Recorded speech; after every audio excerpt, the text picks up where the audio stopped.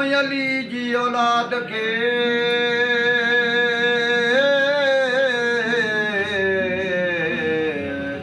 अली जी औलाद के जिन भायो घट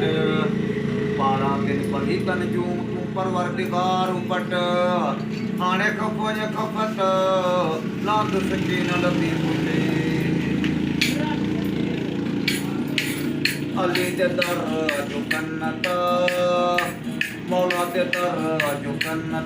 मस्ताना मौला यकी जो दरना चढ़ जा शेर खुदा जो दरना चढ़ जा समझे रखो इंसाना अली ते दर झुकन मौला ते दर झुकन मस्ताना पर्वत के किए मौला यली तुमने मारे मनायो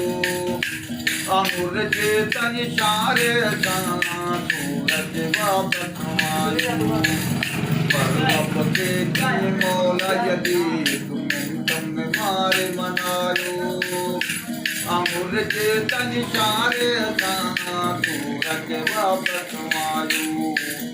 पता कहीं वो कैदरी तेरे यार पता कहीं वो कैदर भेज तो बजी बजा पैमाना गले दर झुकन का मौला के दर झुकन का मस्ताना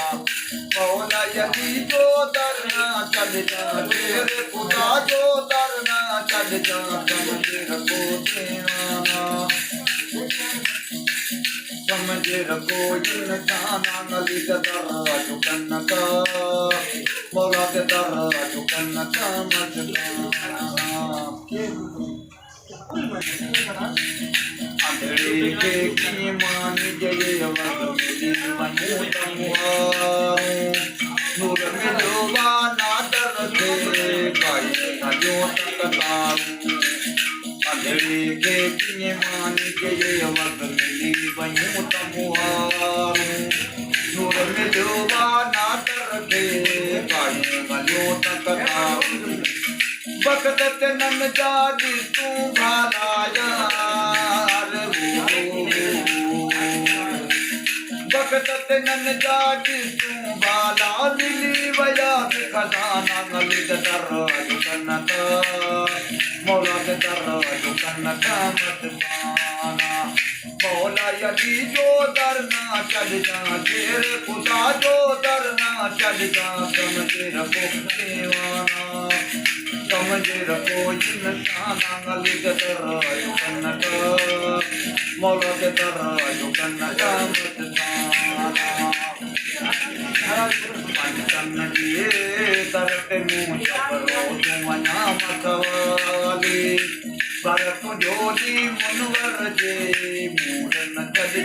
खाली पंचन जे दरते मुँह चपरो तुम नाम सवाली भरत जोड़ी मुनवर जे मूरन चढ़ खाली सदके दे तू